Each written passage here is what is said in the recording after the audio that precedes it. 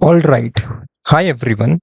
आज हम इस लेक्चर में determinant of a square matrix देखेंगे। हम कैसे कैलकुलेट कर सकते हैं। आप डिटर्मिनेंट की हेल्प से बहुत सारी चीजें बता सकते हो। ठीक है। जैसे फॉर एग्जांपल अगर आपके आपके पास एक मैट्रिक्स है और फॉर एग्जांपल ये एक स्क्वायर मैट्रिक्स है। ठीक है।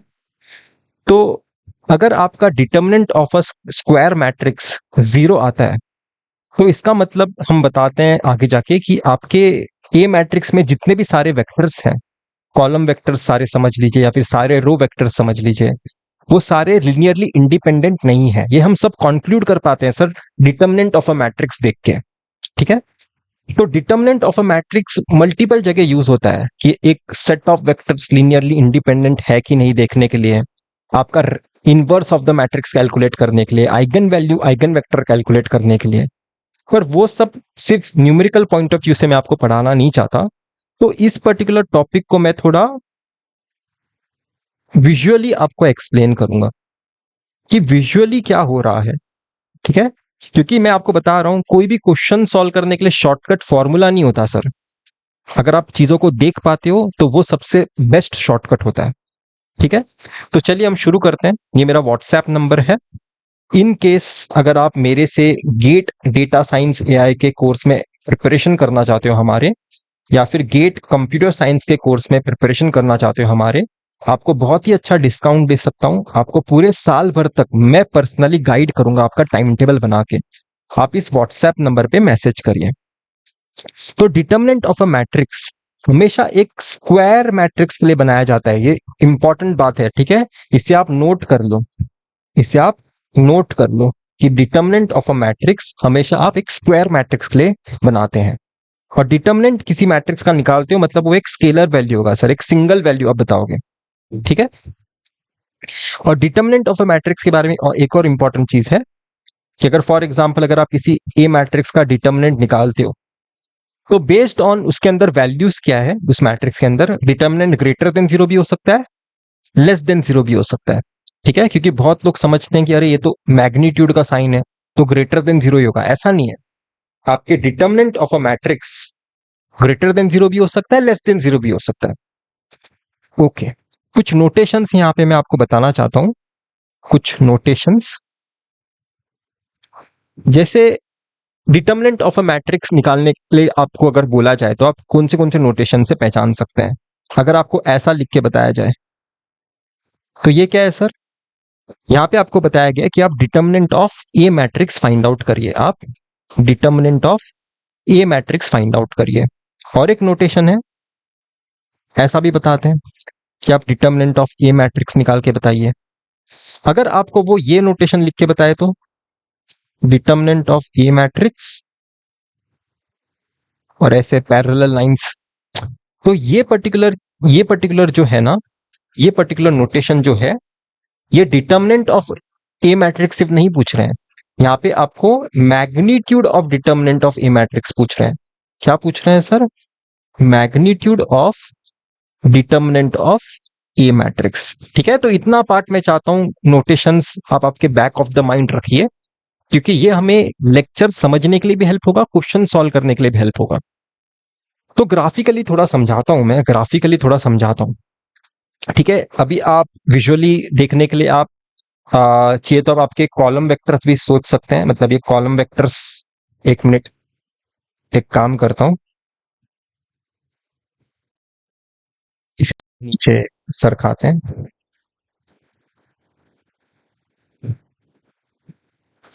ओके। अगर आप ग्राफिकली चीजों को समझना चाहते हैं, आप आपके कॉलम वेक्टर्स भी कंसीडर कर सकते हैं विजुअलाइजेशन के लिए, या फिर आप आपके रो वेक्टर्स भी कंसीडर कर सकते हैं डिटर्मिनेंट टॉपिक के लिए। क्यों पता है?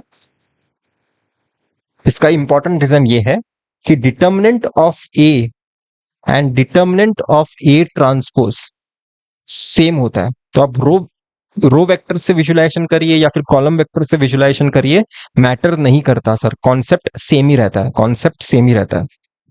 ठीक है। तो अभी मैं आपके सामने जो विजुअलाइजेशन करूंगा वो रो वेक्टर से करूंगा। ठीक है। सेम आप कॉलम वेक्टर से भी सोच सकते थे। जैसे फॉर एग्जांपल इस वेक्टर को आप आपका v1 नाम दे रहे हो, इस वेक्टर को आप आपका V2 नाम दे रहे हो, या फिर बेस्ट होगा इस वेक्टर को V1 ट्रांसपोज बुलाए, V2 ट्रांसपोज बुलाए। मतलब आपका V1 कैसे दिखाई देता है, आपका V1 वेक्टर ऐसे दिखाई देता है, और आपका V2 वेक्टर कैसे दिखाई देता है, V2 वेक्टर कुछ ऐसे दिखाई देता है। ठीक, पर कभी कभी मैं यहाँ पे ऐसा ट्रांसपोज नहीं लिखूंगा, मतलब ये वेक्टर को V1 कंसीडर करना है बोल दूंगा, ये वेक्टर को V2 कंसीडर करना है बोल दूंगा, पर इसका एक्चुअली इसे ऐसा लिखना चाहिए, ट्रांसपोज ट्रांसपोज। क्योंकि आप देख सकते हो आपका वेक्टर हमेशा ऐसा वर्टिकल होता है, ठीक है। अगर उसे आप हॉरिजॉन्टल लिख रहे हो मतलब ट्रांसपोज लिया होगा कहीं ना कहीं, इतना मैं आपसे एक्सपेक्ट करता हूं। अगर आप इस वेक्टर को और इस वेक्टर को विजुलाइज करोगे यहाँ पे आपके R2 स्पेस में, ठीक है, आपके R2 स्पेस में, आप आपके R2 स्पेस में क्यों विजुलाइज कर रहे हो सर, क्योंकि आपको समझना होगा कि आपके हर वेक्टर में दो कंपोनेंट हैं, इस वेक्टर में भी दो कंपोनेंट है, तो आप R2 स्पेस में विजुलाइजेशन करोगे। इस वेक्टर को विजुलाइज करते हैं, आप देख सकते हो ये फाई का डिस्टेंस ट्रेवल कर रहा है, और ये y डिस्टेंस 2 का डिस्टेंस ट्रेवल कर रहा है, x का डिस्टेंस 5, y का डिस्टेंस 2। इस वेक्टर को विजुलाइज करूंगा तो कैसे दिखाई देगा, x का डिस्टेंस 2, y का डिस्टेंस 4। ओके, अभी आपको क्या करना है बताएं, मैं आपको बोलूंगा कि आप आपके इस वेक्टर को उठाइए, इस वेक्टर को उठाइए और इस पर्टिकुलर पॉइंट पे रखिए, ठीक है। फिर मैं आपको बोलूंगा इस वेक्टर को उठाइए और इस पर्टिकुलर पॉइंट पे रखिए, मतलब समझ पा रहे हो क्या, इस वेक्टर को उठाइए, इस पर्टिकुलर पॉइंट पे रखिए, इस वेक्टर को उठाइए, इस पर्टिकुलर पॉइंट पे रखिए, ठीक है। तो होगा क्या पता है, आपको कुछ एक ऐसा स्ट्रक्चर दिखाई देगा।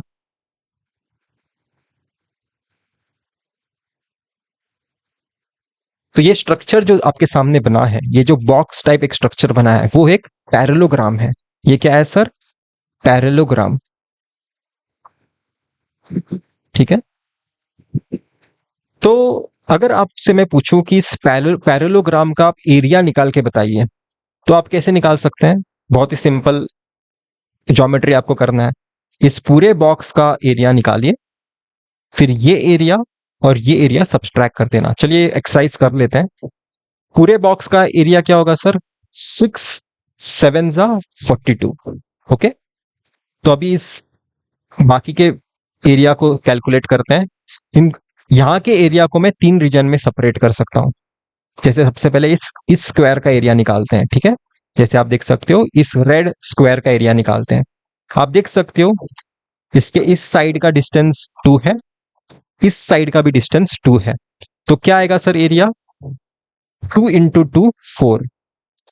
अगर मैं आपसे बोलूंगा कि इस रीजन का एरिया निकाल के दिखाइए, ये रीजन क्या है सर, एक ट्रायंगल है, ये रीजन एक ट्रायंगल है, राइट। जैसे मैं आपको बताता हूं, सॉरी पहले सबसे पहले ये एरिया निकालते हैं। यहां का भी एरिया क्या होगा सर, 2 इंटू 2, राइट। आप देख सकते हो ये भी डिस्टेंस 2 है, ये भी डिस्टेंस 2 है, राइट। इसे मैं एरिया 2 नाम दे रहा हूं फॉर एग्जाम्पल, 2 इंटू 2 4। ओके, अभी मैं फॉर एग्जाम्पल ये वाला रेक्टेंगल का एरिया निकालने बोलूंगा, सॉरी ट्रायंगल का एरिया निकालने बोलूंगा। इस ट्रायंगल का एरिया आप कैसे निकाल सकते हैं, आपको क्या करना होगा, हाफ इंटू बेस, बेस क्या है सर, बेस ने 2 डिस्टेंस ट्रेवल किया है 2, हाइट क्या है sir, 1 distance, 2 distance, 3 distance, 4 distance, 5 distance, ठीक है। तो हाइट 5 का है सर, हाइट 5 का है, क्या आएगा, हाफ इंटू 2 इंटू 5, इस ट्राइंगल का एरिया, हाफ इंटू 2 इंटू 5, ये आ गया 5। ओके, अभी मैं आपसे बोलता हूं कि मुझे ये वाला एरिया कैलकुलेट करके बताइए। ये कैसे कैलकुलेट करोगे, same half into base into height, base 2 का है, हाइट 4 का है, half into base into height 4 आ गया। अभी मैं बोलूंगा कि इस पर्टिकुलर रीजन का एरिया कैलकुलेट करके बताइए। यहां पे भी सेम ट्रायंगल है, half into base into height, base 2 है, हाइट 4 है, आप देख सकते हो half into base into height 4 आ गया। अभी इस बचे हुए इस ट्रायंगल का एरिया निकालिए।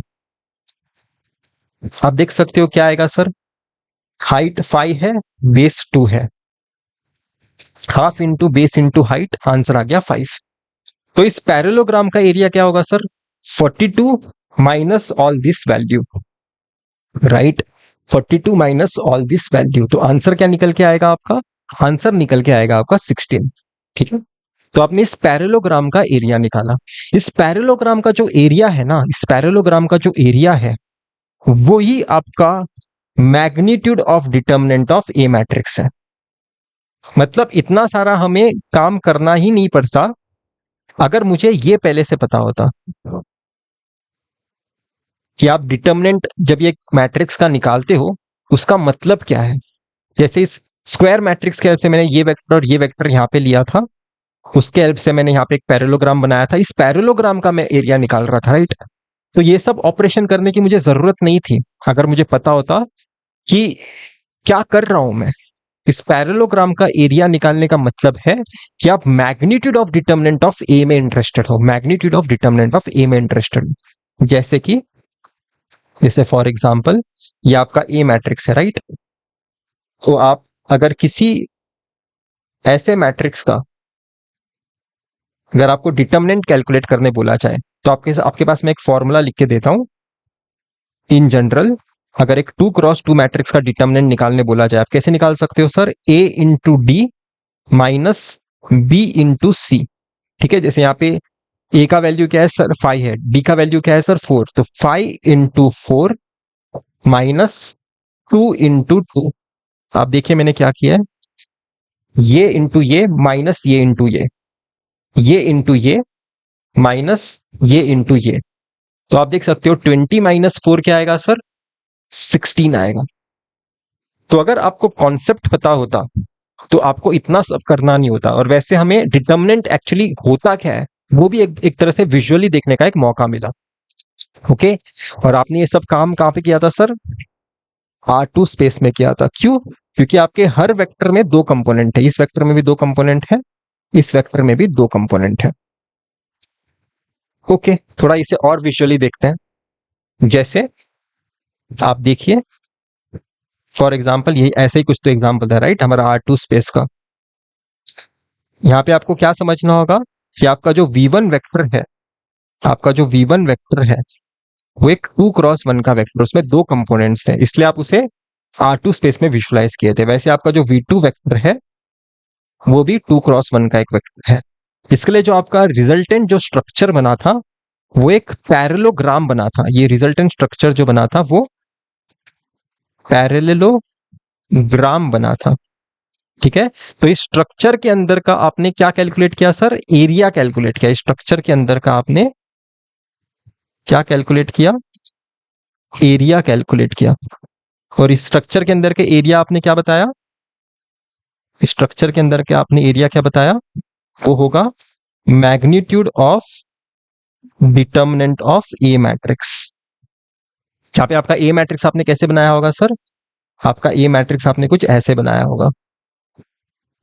क्या ए मैट्रिक्स, एक मिनट, जहां पे आपका आपने ए मैट्रिक्स कैसे बनाया होगा? आपने V1 वेक्टर को पहले रो में रखा होगा और आपके V2 वेक्टर को आपने दूसरे रो में रखा होगा। इस तरह से वो एक 2x2 का एक मैट्रिक्स होगा। ठीक है, तो अगर आपको किसी ने बोला कि ये पैरेललोग्राम का एरिया निकाल के बताइए, आप क्या कर सकते हो? उन दोनों वेक्टर्स को आपके ए मैट्रिक्स में रखिए और magnitude of determinant of A calculate करिए। सिंपल सा कहानी। ओके,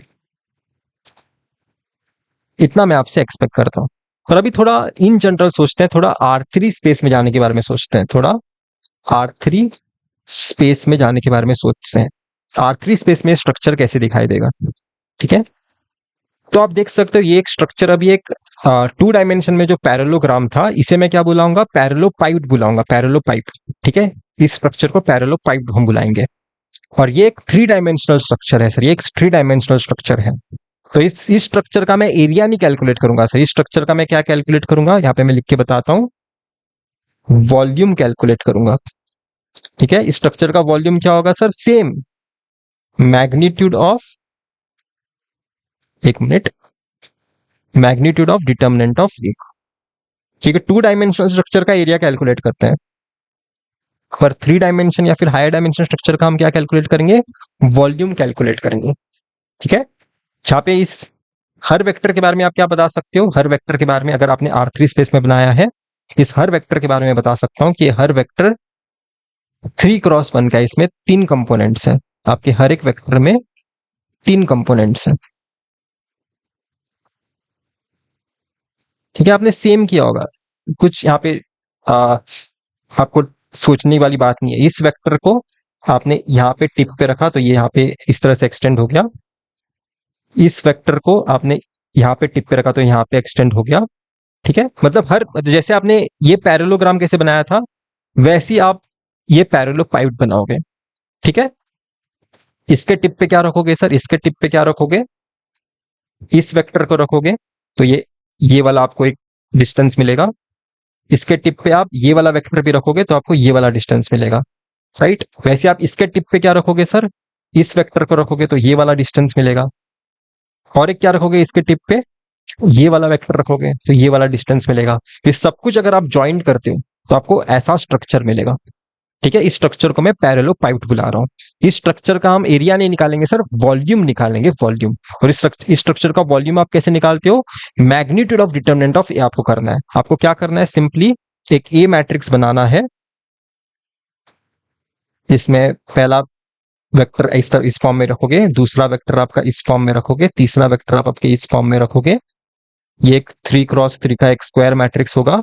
आप magnitude of determinant of A calculate करिए, मतलब डिटरमिनेंट ऑफ ए पहले कैलकुलेट करिए, फिर उसका पॉजिटिव साइन के साथ जो कुछ भी आप आंसर बताओगे वही होगा आपका मैग्नीट्यूड ऑफ, वही होगा इस वॉल्यूम ऑफ द स्ट्रक्चर।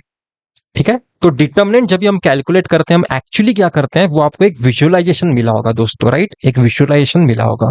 इसे आप एक थियरम पॉइंट ऑफ व्यू से भी देख सकते हैं। Let v1 v2 v3 up to vn be vectors in Rn। ठीक है, ऐसे vn वेक्टर्स आपने Rn स्पेस में बनाया। इसका मतलब क्या है कि आपका हर एक वेक्टर क्या है सर?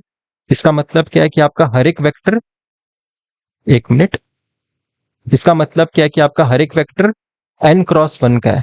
यहाँ पे आपका हर एक वेक्टर क्या है सर? n×1 का है।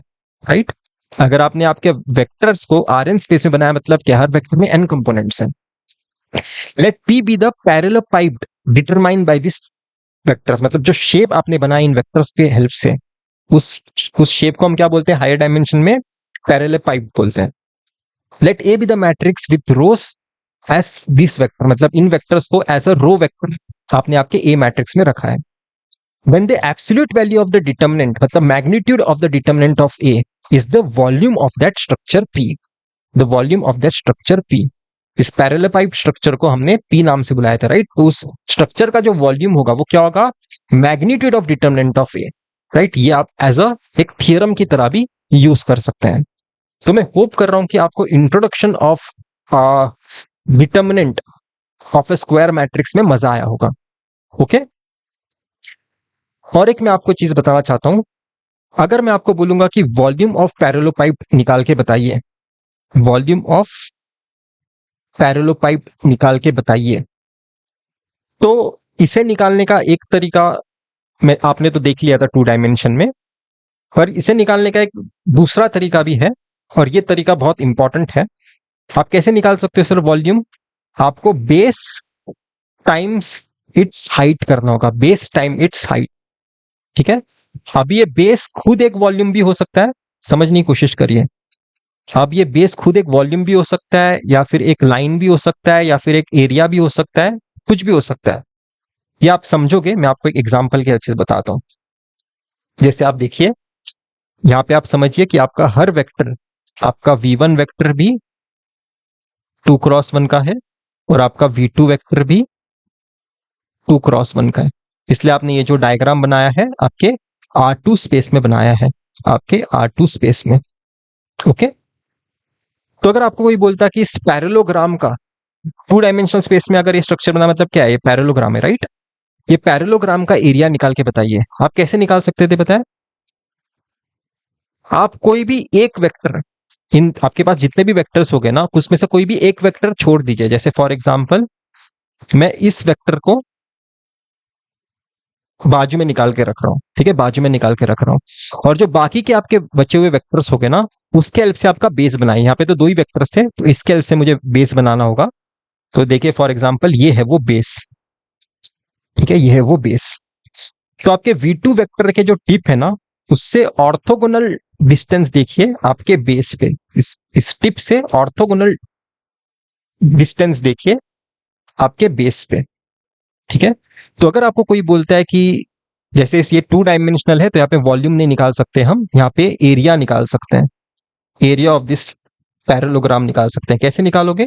मैं बोलूंगा कि आपको बेस इनटू हाइट करना होगा, बेस इनटू हाइट करना होगा। वैसे ये बेस क्या होगा सर? ये बेस क्या होगा? Length of V1 vector. ये बेस क्या होगा? लेंथ ऑफ V1 वेक्टर या फिर norm of V1 vector, right. अब बेस को क्या आप समझ सकते हैं? यहाँ पे बेस को क्या समझ सकते हैं? Norm of V1 vector, right. और यहाँ पे जो कुछ भी हाइट आएगा वो यहाँ पे आप लिख सकते हैं। इस तरह से आप इस पैरेललोग्राम का एरिया कंप्यूट कर सकते थे। ठीक है, अभी थोड़ा इसे हायर डायमेंशन में सोचते हैं, हायर डायमेंशन में सोचते हैं। जिससे मैं इसे थोड़ा सेपरेट स्पेस में बनाता हूं। रुकिए,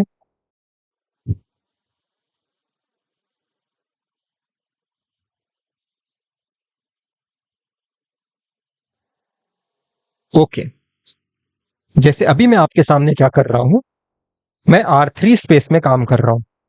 R3 स्पेस में, R3 स्पेस में आपने काम करने का क्यों डिसीजन लिया होगा?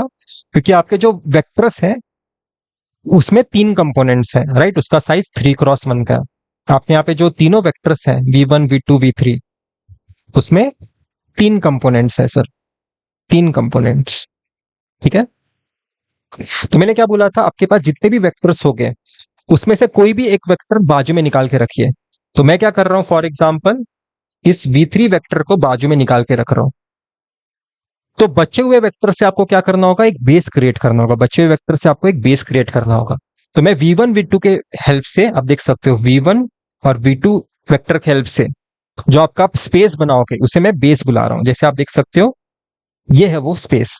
इस पैरेललोपाइप के अंदर का जो स्पेस होगा, ये पैरेललोपाइप के अंदर का जो स्पेस होगा V1 और V2 के हेल्प से बनाओगे, वो ये बेस होगा, राइट। ये होगा बेस। आप देख सकते हो ब्लू शेड में बनाया हुआ है। तो V1 V2 के हेल्प से मैंने बेस बनाया।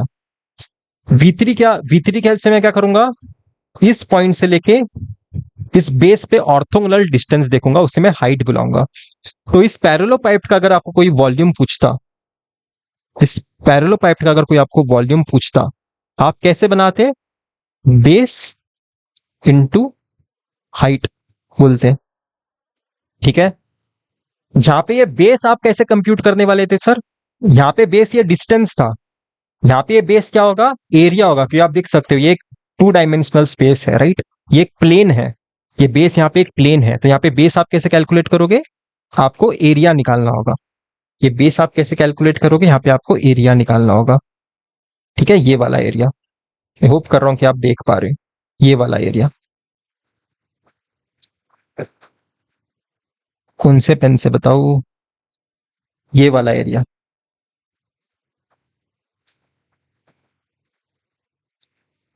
ओके, तो इसके हेल्प से ना कुछ इंटरेस्टिंग होगा, इसके हेल्प से कुछ इंटरेस्टिंग होगा। और मुझे पता होता है कि जो एरिया, जो वॉल्यूम बता रहा हूं, वो कहीं ना कहीं डिटर्मिनेंट से रिलेटेड है, राइट। एरिया और वॉल्यूम डिटर्मिनेंट से रिलेटेड है, मैग्नीट्यूड ऑफ डिटर्मिनेंट से रिलेटेड है।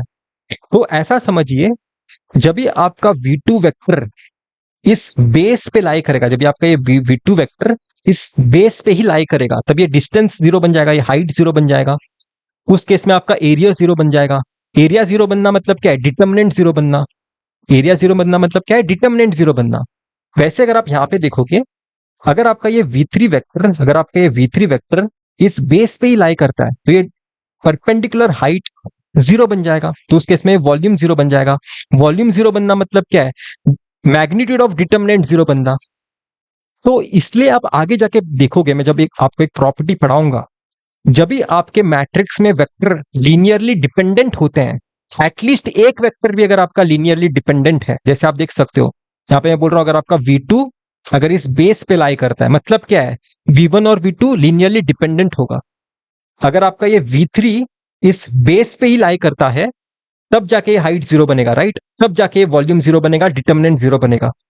तो ये V3 इस बेस पे लाई करने का मतलब क्या है? कि V3 is linearly dependent on this vectors, right. तो उस केस में डिटर्मिनेंट 0 बन जाता है। आप आगे जाके एक प्रॉपर्टी पढ़ोगे, जब भी आपके मैट्रिक्स में वेक्टर्स लीनियरली डिपेंडेंट होते हैं तब डिटर्मिनेंट 0 बन जाता है। ठीक है, आप आगे जाके क्या प्रॉपर्टी पढ़ोगे, एक बार मैं यहां पे लिख देता हूं ये सब इरेज करके। आप आगे जाके एक प्रॉपर्टी पढ़ोगे, अगर आपके ए मैट्रिक्स में, अगर ये n क्रॉस n का एक मैट्रिक्स है, if any one vector, if at least, ठीक है, if at least any one vector is linearly dependent on other vectors, अगर आप एक भी वेक्टर ऐसा ढूंढ पाए जो आप बना सकते हो दूसरे वेक्टर्स के हेल्प से, ठीक है, तो उस केस में आपका डिटर्मिनेंट 0 बन जाता है। उस केस में आपका डिटर्मिनेंट 0 बन जाता है। ठीक है, ये एक प्रॉपर्टी है, ये एक प्रॉपर्टी है जो अभी हमने विजुअलाइज देखा है, विजुअली करके देखा है। तो मैं होप कर रहा हूं कि आपको मजा आया होगा इस लेक्चर में। हम अभी कुछ और प्रॉपर्टीज डिराइव करेंगे, विजुअलाइज करेंगे आगे इस लेक्चर में, अपने नेक्स्ट लेक्चर में। ओके, आप अपना फीलिंग इस लेक्चर के कमेंट में लिख सकते हैं। Thank you.